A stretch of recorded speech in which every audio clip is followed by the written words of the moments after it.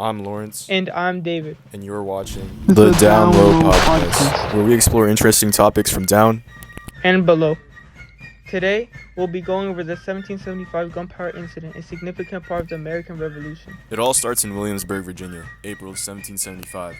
Lord Dunmore and the British Marines planned to remove 15 half barrels of gunpowder from the town's public magazine, which he later claimed to protect Virginia, but in truth was an act of betrayal to help the British. It was first revealed by a Scot named Miller, who specialized in armory and first revealed Dunmore's plan. How did he find out? He was hired by Dunmore as maintenance for guns, removing gun locks from guns in the public magazine. Williamsburg citizens guarded the magazine for a week, and the plan wasn't in effect until they let their guard down for a night. So then, the night of April 20th, 1775, Lieutenant Henry Coles and 20 sailors from the schooner Magadan, a wagon was loaded with barrels of powder from the public armory. Colonists and officials were alerted, but it was way too late.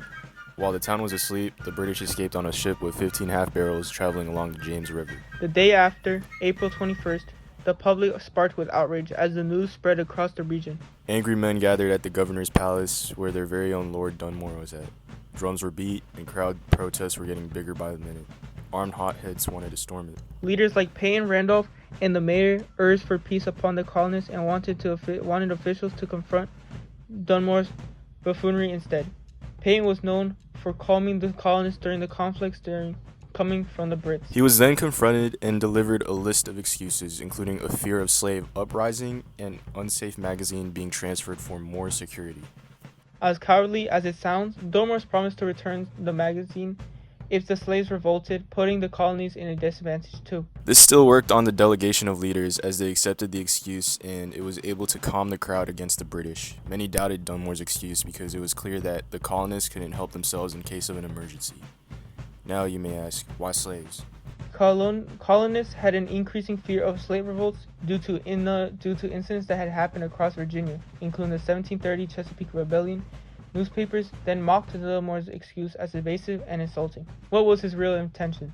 In a letter to Earl of Dartmouth, Dunmore admitted that he feared the colonists would seize the powder as an act of rebellion against the British. If they armed themselves and slaves with all the public magazine had to offer, it would be dangerous for the British. After his intentions were exposed to the public, Dunmore threatened to free the enslaved people and burn the entire colony of Williamsburg if he was harmed. The colonists continued to pull back after his threats. Patrick Henry's militia arrived to town for an armed confrontation, and Dunmore's reputation and dignity were destroyed. This leads to Dunmore's proclamation of 1775, issued in November that year. He declared martial law and promised freedom only to the enslaved men that would fight for the British.